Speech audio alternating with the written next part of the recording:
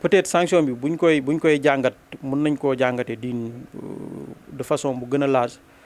parce que bon on nous accuse que ne suñu supporters yi ñoo doon def les faits se sont déroulés entre Cité Senghor ba R100 ba jàll ba côté Nouveau Lycée imagine-toi un supporter de Darou Salam bu jógee stade di ñibbisi wuti woo dara R100 wax dëgg yàlla. jour même du match si fajar gi la loolu am le samedi si fajar la loolu am le dimanche femme bi benn sœuram woo ma ne ma am na ku ñu agressé benn sœuram bu ñu agressé ba gaañ ko ma ne ko ah bon mu ne ma waaw fan lañ ko agressé mu expliqué ma ban heure la mu ne ma vers 5 heures 6 heures du matin ma ne ko loolu c'est pas lié donc au match mu ne ma non cas d'agression la mais diw moo ko def. salaamaaleykum mbokku Thiès, salaamaaleykum mbokku Darou Salam, c'est Ansou Badji, président de l'ASC Darou Salam. En plus membre du conseil de quartier de Darou Salam aussi. On a joué notre finale contre l'ASC Guigui le 19, le samedi. Si guddi gi il y a eu des casses ay boy yu doon def small di agressé di sàcc si mbedd mi après la rencontre. Bon, par la suite, ils ont sorti une note pour nous suspendre provisoirement en attendant les enquêtes. Le lundi bi stop la ñu génneel un PV sanctionné ñu pour une durée de 5 ans. Les motifs sont comme ni ma ko expliqué à la suite de ces agressions et de ces actes de vandalisme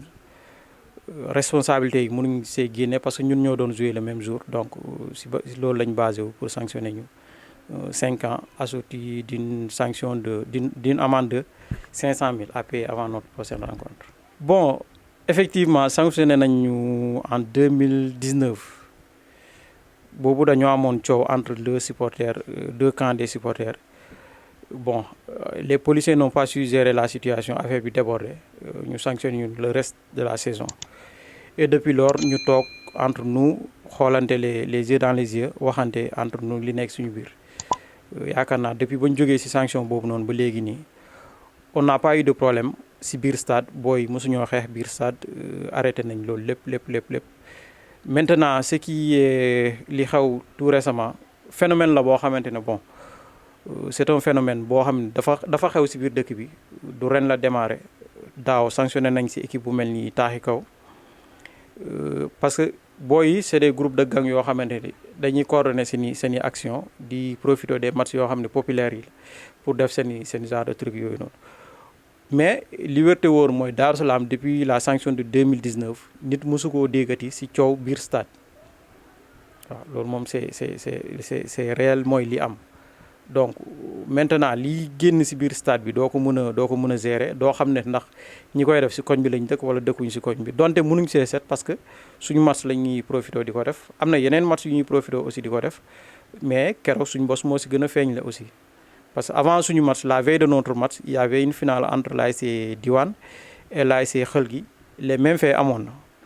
et les vidéos circulent sur l'internet boo bëggee aussi mën nañ la koo génne mais vu que Darou Salam moo doon joué te nit ñi am nañ benn image bu ñuy xoolee à chaque fois moo tax suñu bos bii nii ëpp coow waaw. amuñu problème supporter comme ni ma ko la ko waxee depuis notre sanction de 2019 2023 ñoo finalu 2024 ñoo finalu donc amuñu problème supporter mais am nañ problème d'insécurité ci biir koñ bi loolu moom dañ koy wax mu am. Il y a des fréquentations yoo xamante ne bon ça favorise action yooyu noonu donc loolu mënuñ koo bañ mais amuñu problème supporter bu coow amoon ci biir stade boobaa di nga ne kat supporters yi kat léegi mais les supporters se sont mobilisés même le jour de la finale ils ont mobilisé des cars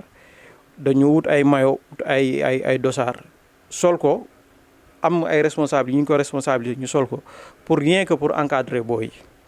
ñu encadré booy ba match bi jeexee ñoom ñoo encadré booy ba booy génn jël seeni car dem dugg ñibbi maintenant bandi bu profité suñu match pour def lu muy def loolu wax dëgg yàlla mënuñ ci lu bëri waaw loolu nag moom mooy lii am. nekkuñu sax ci nan la ñuy ñagee équipe mais nan la ñuy ñagee koñ bi ci lañ nekk depuis lors ñu ngi ciy gisee ak ay nit depuis lors ñu ngi ciy gisee avec ñi nga xam ne ñoom ñoo gérer sécurité dëkk bi parce que dëkk bi am na yoon. man du ma fekk ay boy yu toog ci groupe ñuy def li ñuy def ma dem di leen attaquer non damay jaar ci yoon légal bi ba pare ñu ngi ci te yaakaar naa ku seetlu depuis notre finale ba sanction bi génnee ba léegi nii am na ay actions yoo xam ne police mu ngi koy mëne si biir koñ bi te alhamdulilah jàpp nañ ne avancement dina si am incha allah. bon sanction bi dañ koy jëlee ak philosophie parce que du lu ñu bett parce que c'est pas une première daaw nawetaan ba mu amee coow les autorités du nawetaan déplacé wu nañ dem toog ak préfet jox ko une garantie que ne équipe bu fi defati coow du coow bi néew dañ koy aj 5 ans donte bon c'est une décision boo xam ne ñoom ñoo ko jëlal seen bopp décision boo xam ne mën nañ koo waxtaanee mais bon loolu duñu si dugg parce que suñu supérieur lañ ñoom ñoo ñu jiite bon am na foo xam ne dañuy fay toll ñoom ñooy jël seen i responsabilité doxal li ñuy doxal jël nañ seen responsabilité jël engagement boobu c'était pour sauver les nawetaan malheureusement mujjul egg daaw ñu aj si équipe bu mel ni Arcos pour les mêmes faits parce que match nañ ba pare ñoom ak Guy gi encore ñu perdre en demi-finale y a eu des gosses yu ñu ne ñoom ñoo doon def genre truc yu mel noonu ñu aj leen 5 ans donc les mêmes faits bu amaatee ren gii nii mu dal suñu kaw dañuy xam ne carrément bon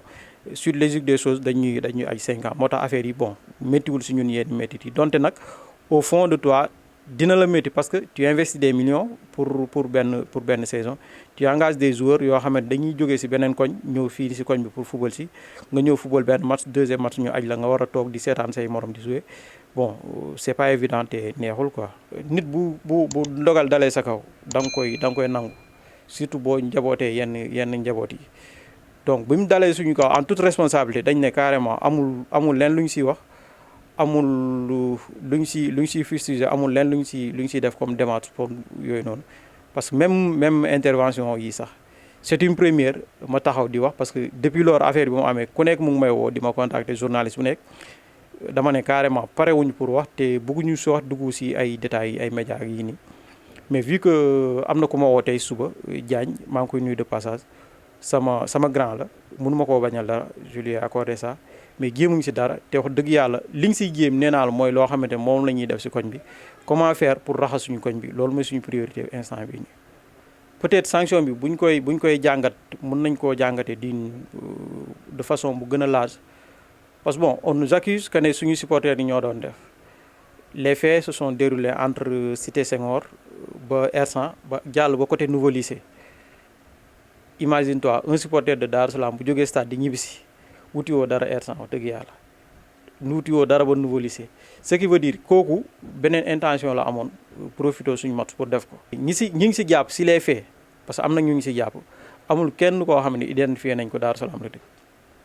le jour des faits le samedi dama egsi fii nii vers 0h minuit 1h du matin on m'appelle que ne am na ay boy yu def loolu ñu mobiliser wu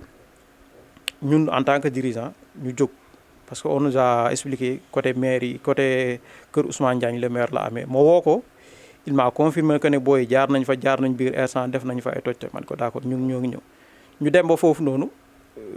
pour constater les dégâts malheureusement aussi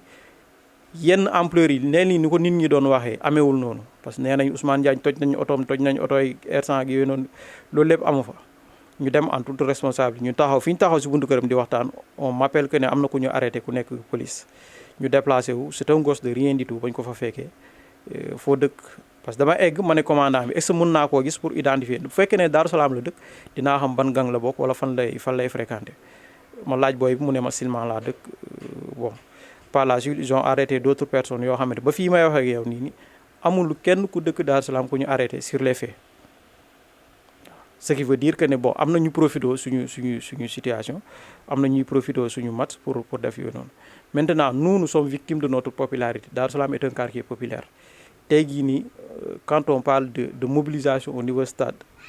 booy tudd Thiès boo tuddul Darou Salam en première moom ngay tudd en deuxième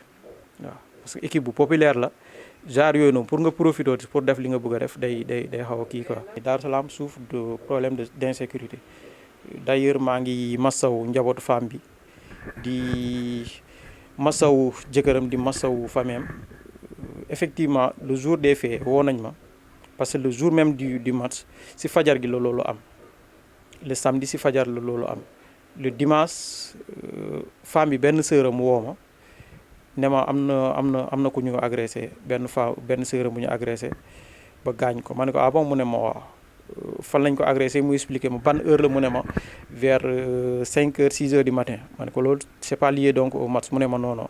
cas d'agression la mais diw moo ko def ma ne ko wóor na leen diw moo ko def mu ne ma waaw ma ne ko va à la police porter plainte après on va gérer la suite ñu dem police ñoom ñu porter plainte kiñ ma signalé ne moom moo ko def après par la suite on s'est coordonné pour ñu jéem a xool nan la ko police di arrêté police arrêté na ko alhamdulilah le lundi lañ ko arrêté lundi mardi mercredi ñu defeere ko jeudi j'étais au commissariat j'ai fait là-bas plus de 3 heures de temps di waxtaan ak commandant bi pour problème insécurité wu koñ bi mais en plus aussi il y avait une plainte boo xam ne dañ ko déposé woon contre l'ASC moom laa demoon wuy ji j'avais profité aussi pour waxtaanee mbirum koñ bi ak kii bi problème insécurité bi am si koñ bi quoi ak commandant bi. les supporters bon dama leen di jaajëfal les supporters les vrais supporters dama leen di jaajëf parce que depuis un certain temps booy ñu ngi def un travail remarquable si wàllu sensibilisation si wàllu mobilisation aussi mooy ay booy jàmbaar à travers ça maa ngi nuyu seen président Amdi ak ñeneen ñu muy àndal si liggéey bi yëpp ñu ngi si góorgóorlu ba Daaru Salaam amul coow si biir match maintenant li ma leen di gën a ñaax mooy li may ñaax waa koñ bi yëpp police mënta nekk à tous les coins du quartier police mënta xam yenn yu bëri yi nga xam ne moom mooy xew si biir koñ bi donc ñun ñi nga xam ne ñoo dëkk si biir koñ bi ñun ñoo jël suñuy responsabilité di dénoncer booy yi nga xam ne ñoo def les faits parce que le femme bi nii ba mu décédé la femme est décédée le dimanche je pense le lundi dama am benn audio bu ma intervenir suñu benn groupe conseil de quartier bi immédiatement le lendemain une femme est venue ici ce qui veut dire nit ñi xam nañ lii xew si koñ bi mais ñu bëri duñ ko nangoo dénoncer par peur wala dañuy ragal représailles yi am seen kaw wala bon li ma leen di wax koñ bi di ko wax supporter di ko wax ñëpp nañu xam ne kenn yéenewul kenn kaso mais génnee benn pompiteer bu nëpp si biir koñ bi moo tane nga bàyyi muy yàq koñ bi donc ñun ñëpp nañu mobiliser wu wax dëgg yàlla police aussi jàppale ñu si liggéey bi pour ñu mën a éradiquer si lii nga xam ne moom moo xew suñu biir koñ bi waaw. bon di leen remercier di remercier Diagne mi ñu boole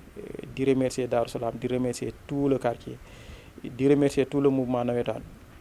di nuyu aussi le délégué du quartier parce que moom aussi mu ngi def un travail remarquable si wàllu boobu noonu ñu ngi koy sant di ko gërëm bu baax a baax di gën a ñaax nit ñi ñu gën a sensibiliser xale yi ñu gën a sensibiliser aussi koñ bi ñuy dénoncer parce que lii xew Darou Salam dafa ñaaw tey nous on souffre boo génnee tey ñu ne la seen koñ bi lii seen koñ bi lee les gens bon am nañ déjà benn étiquette bu ñuy collé donte man gëm naa ne Darou Salam ku fi dëkk di nga xam ay nit ñu baax ñoo fi dëkk mais bon à l'extérieur boo toogee si biti da ngay on le voit des fois da ngay gis nit ku toxu si koñ bi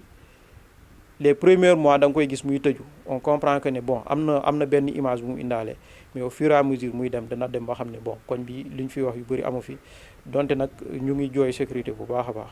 wax dëgg yàlla ñu ngi leen di remercier seen déplacement di leen sant bu baax a baax merci beaucoup vraiment